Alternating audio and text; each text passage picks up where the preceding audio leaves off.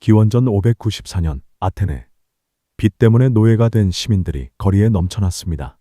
한 시인이자 정치가가 나섰습니다. 그의 이름은 솔론. 그가 선포한 한마디가 아테네를 구했습니다. 세이사크테이야, 짐을 덜어냄. 2600년이 흐른 지금 대한민국에서 같은 이름의 정책이 시행되고 있습니다. 인류는 왜 2600년 동안 같은 고민을 반복할까요? 오늘은 빚과 자유, 정의와 용서에 관한 인류 가장 오래된 질문을 함께 탐구해 보겠습니다. 기원전 6세기 초, 아테네는 붕괴 직전이었습니다. 문제는 빚이었습니다. 더 정확히는 빚이 만든 사회적 노예제였죠. 당시 아테네의 가난한 농민들은 귀족들에게 땅을 담보로 돈을 빌렸습니다. 만약 갚지 못하면 땅을 잃고 자유를 잃고 결국 노예가 되었습니다. 이를 헥테모리아라고 불렀습니다. 6분의 1이라는 뜻입니다. 수학의 6분의 5를 채권자에게 바쳐야 했던 농민들의 삶을 상징하는 이름이었죠. 더 끔찍한 것은 자신뿐 아니라 아내와 자식까지 빚의 대가로 노예가 되어 외국으로 팔려나갔다는 사실입니다. 플루타르코스의 기록에 따르면 당시 아테네 시민의 상당수가 사실상 노예 상태였습니다. 자유민과 노예의 경계가 무너지고 있었습니다. 민주주의는 아직 태어나지도 않았지만 이미 죽어가고 있었습니다. 기원전 594년 내전 직전의 아테네. 귀족과 평민 모두가 합의한 한 사람에게 정권을 맡깁니다. 시인이자 입법자 솔론. 그는 타협의 대가였습니다. 가난하지도 너무 부유하지도 않았던 그는 양측의 언어를 모두 이해했죠. 그가 내린 첫 번째 조치. 세이사크테이야. 그리스어로 세이사는 흔들다, 악테이아는 짐을 뜻합니다. 직역하면 짐을 떨쳐냄, 부담의 해소입니다. 밭에 박혀있던 호로이, 부채 표지석들이 하나둘 뽑혀나갔습니다. 솔로는 자신의 시에서 이렇게 노래했습니다. 나는 땅에 박혀있던 많은 표지석들을 뽑아냈노라. 예전에 노예였던 땅이 이제 자유로워졌도다. 한 입법자의 결단이 수만 명의 사슬을 끊었습니다. 하지만 모두가 환영한 것은 아니었습니다.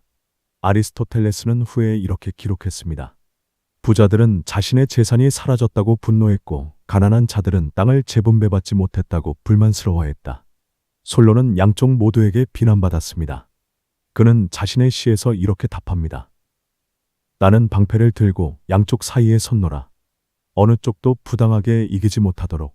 여기서 우리는 중요한 철학적 질문과 마주합니다. 빚을 탕감하는 것은 정의로운가? 채권자의 입장에서 보면 이것은 명백한 재산권 침해입니다. 합법적으로 빌려준 돈인데 국가 권력이 일방적으로 없던 일로 만들어버렸으니까요. 하지만 채무자의 입장에서 보면 이것은 부당한 착취로부터의 해방입니다. 생존을 위해 어쩔 수 없이 진 빚으로 자유까지 빼앗긴 상황이었으니까요. 플라톤은 국가에서 말합니다. 정의란 각자에게 합당한 것을 주는 것이라고. 그렇다면 무엇이 합당한 것일까요? 계약의 이행일까요? 아니면 인간의 존엄일까요? 역사는 솔론의 손을 들어주었습니다. 세이사크테이아는 단순히 빚을 없앤 것이 아니었습니다. 그것은 자유시민이라는 개념을 지켜낸 것이었습니다. 노예가 될 위험이 사라지자 평민들은 비로소 정치에 참여할 용기를 얻었습니다. 자유가 보장되자 책임을 질 수 있었습니다. 솔론 이후 90년 뒤 클레이스테네스가 민주주의를 세웁니다. 또 60년 뒤 페리클레스 시대가 열립니다. 아테네의 황금기. 파르테논 신전, 소크라테스, 플라톤, 아리스토텔레스. 서양 문명의 기원. 이 모든 것의 출발점에 세이사크테이아가 있었습니다. 빚의 사슬을 끊지 않았다면 민주주의는 태어나지 못했을 것입니다. 솔론만이 아니었습니다. 인류 역사에서 부채 탕감은 놀라울 만큼 자주 반복됩니다. 마치 사회가 주기적으로 리셋 버튼을 누르듯이 말이죠. 가장 오래된 기록은 고대 수메르입니다. 왕이 즉위하면 미샤름을 선포했습니다. 정의의 회복이라는 뜻입니다. 함무라비 법전보다 더 오래된 전통이었죠. 부채를 탕감하고 토지를 돌려주고 노예를 해방시켰습니다. 왜일까요? 왕들은 깨달았습니다. 부채가 누적되면 농민이 무너지고 농민이 무너지면 군대가 약해지고 군대가 약해지면 왕국이 멸망한다는 것을. 성경 레위기 25장은 희년 제도를 규정합니다.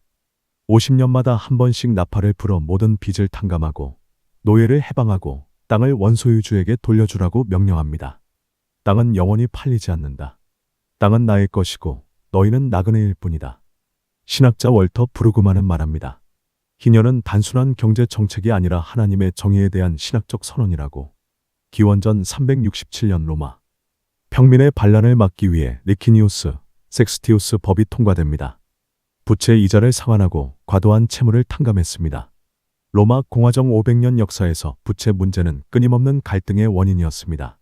그라쿠스 형제의 개혁도, 카이사르의 등장도 결국 부채와 토지 문제가 배경이었습니다.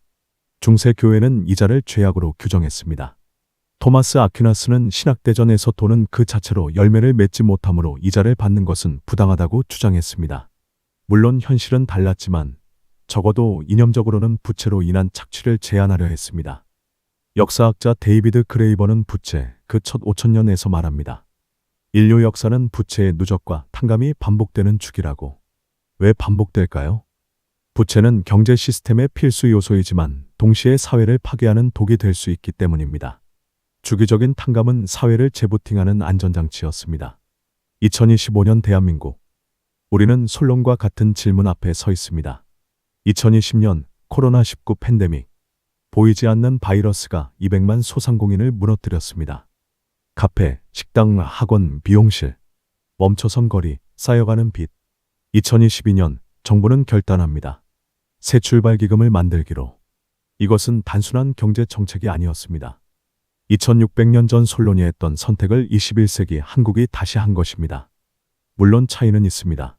솔론은 모든 부채를 한 번에 없앴지만 새 출발 기금은 더 신중합니다. 먼저 심사를 합니다. 정말 코로나로 피해를 입었는지, 상환 능력이 얼마나 되는지, 악의적 채무는 아닌지 확인합니다. 그리고 상환 가능한 수준으로 조정합니다. 예를 들어볼까요? 카페를 운영하던 김 씨. 2019년 오픈해서 순조롭게 영업했지만 2020년 코로나로 매출이 80% 감소했습니다. 8천만 원의 대출금을 연체하기 시작했죠. 2023년 새 출발 기금을 신청했고 심사 결과 저소득층 기준에 해당했습니다. 원금의 60%, 4,800만 원이 감면되었고 남은 3,200만 원을 20년에 걸쳐 상환하게 되었습니다. 월 상환액은 약 13만 원. 김 씨는 이렇게 말했습니다. 처음으로 잠을 잘 수 있었어요. 빚이 사라진 게 아니라 갚을 수 있는 빚이 된 거죠. 솔론이 들었다면 고개를 끄덕였을 것입니다. 그가 원했던 것도 바로 이것이었으니까요. 갚을 수 없는 빚은 사람을 노예로 만들지만 갚을 수 있는 빚은 책임감을 가르칩니다. 2025년 10월 또 하나의 제도가 시작됩니다. 세도약 기금. 이것은 새 출발 기금보다 더 근본적입니다. 7년 이상 장기 연체자, 사실상 갚을 능력이 없는 사람들을 대상으로 합니다. 성경의 희년이 50년이었다면 세도약 기금의 희년은 7년입니다. 특히 주목할 점은 기초생활수급자나 중증장애인은 심사 없이 즉시 채무를 소각한다는 것입니다. 이것은 단순한 경제 정책을 넘어섭니다. 이것은 사회가 묻는 질문입니다. 우리는 어떤 사회인가? 실패한 사람에게 몇 번의 기회를 줄 것인가? 빚 때문에 한 사람의 인생 전체를 포기하게 만들 것인가? 하지만 반대 목소리도 있습니다. 왜 성실하게 빚을 갚은 사람은 바보가 되는가? 도덕적 해이를 부추기는 것 아닌가? 빌려준 사람의 권리는 어떻게 되는가? 정당한 질문들입니다. 철학자 마이클 샌델은 정의란 무엇인가에서 세 가지 정의관을 제시합니다. 첫째, 최대 행복의 원칙. 공리주의 관점입니다. 가장 많은 사람에게 가장 큰 행복을.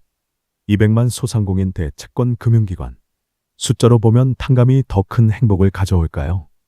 둘째, 자유지상주의. 개인의 재산권은 신성합니다. 계약은 지켜져야 합니다. 탕감은 재산권 침해입니다. 셋째, 공동체주의. 사회는 공동 운명체입니다. 코로나는 개인의 책임이 아닙니다. 함께 나누어 져야 합니다. 어느 것이 옳을까요? 정답은 없습니다. 하지만 역사는 하나의 지혜를 보여줍니다.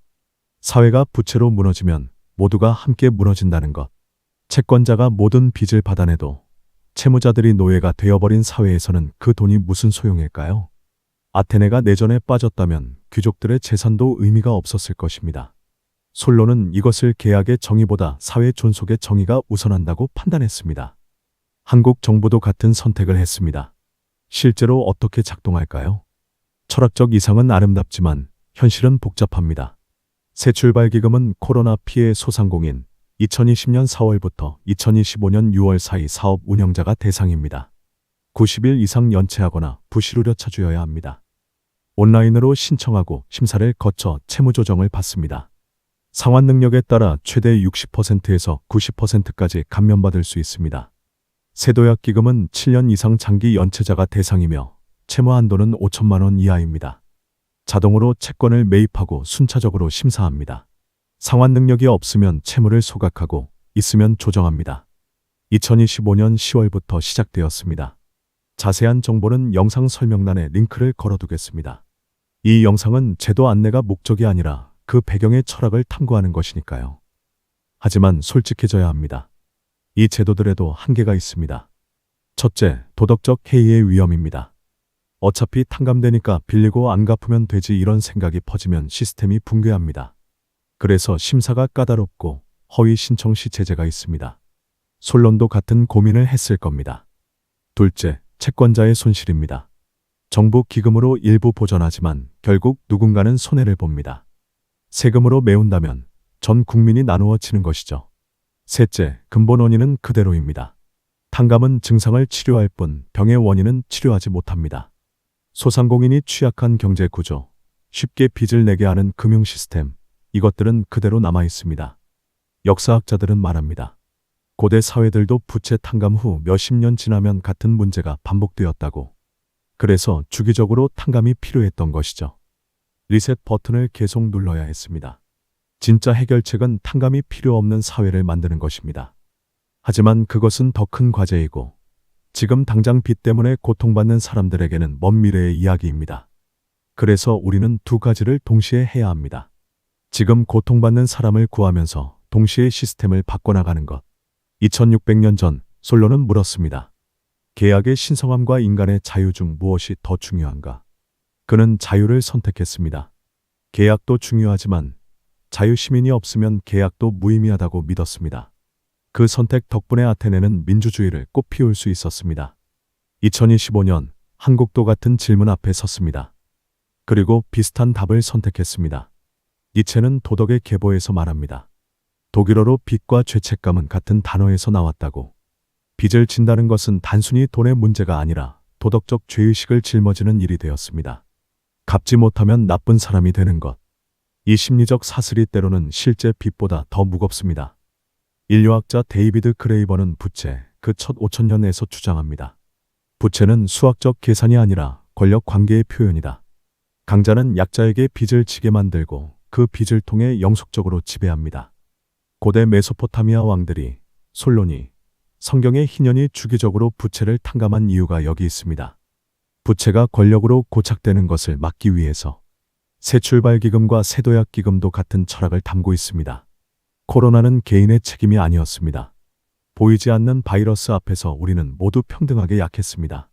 그 결과로 생긴 빚을 개인의 도덕적 실패로 치부한다면 그것이야말로 부정의입니다. 철학자 마사 누스바움은 말합니다. 정의는 운의 불평등을 교정하는 것이라고. 코로나는 운이었습니다. 나쁜 운. 그리고 사회는 그 운의 불평등을 함께 나누어 지기로 결정한 것입니다. 하지만 가장 중요한 것은 인간의 존엄입니다. 아리스토텔레스는 정치학에서 말합니다. 인간은 폴리스적 동물이라고. 우리는 공동체 속에서만 인간다울 수 있습니다. 빚 때문에 사회에서 배제된 사람은 단순히 가난한 것이 아니라 인간으로서의 존엄을 잃습니다. 신용불량자, 연체자. 이 딱지는 단순한 경제적 지위가 아니라 사회적 낙인이 됩니다. 집을 구할 수 없고 일자리를 얻을 수 없고 때로는 가족에게도 짐이 됩니다. 살아있지만 살아가지 못하는 삶. 솔론 시대의 핵테모로이와 다를 바 없습니다. 새출발기금과 세도약기금은 바로 그 사슬을 끊으려는 시도입니다. 경제적 부채만 없애는 것이 아니라 심리적 죄책감을 덜어주고 사회적 낙인을 지워주고 다시 공동체의 일원으로 돌아올 수 있게 하는 것. 솔론이 세이사크테이아, 짐을 덜어냄라고 이름 붙인 이유가 여기 있습니다.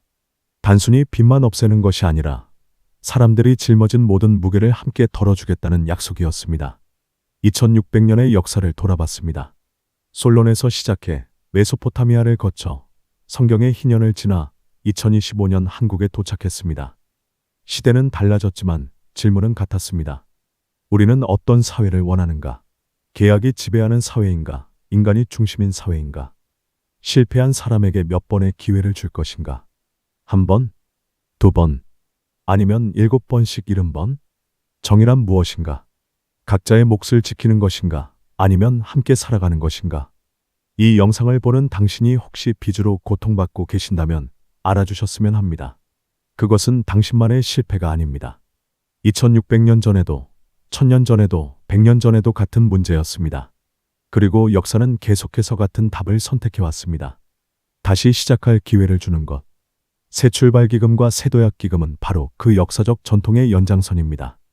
영상 설명란에 자세한 정보를 링크해 두었습니다. 필요하신 분들께 도움이 되기를 바랍니다. 그리고 이 영상을 보는 모든 분들께 묻고 싶습니다. 우리 사회는 어떤 방향으로 가야 할까요? 더 엄격한 계약의 사회인가? 아니면 더 관대한 용서의 사회인가? 정답은 없습니다. 하지만 질문은 계속되어야 합니다. 왜냐하면 이 질문이야말로 민주주의의 본질이기 때문입니다. 솔론이 아테네에 남긴 가장 큰 유산은 부채 탕감이 아니라 바로 이 질문이었습니다. 우리는 어떤 사회를 만들 것인가? 이 질문을 멈추지 않는 한 민주주의는 살아있습니다. AI 문사철과 함께 인문학으로 세상을 읽어갑니다. 시청해 주셔서 감사합니다.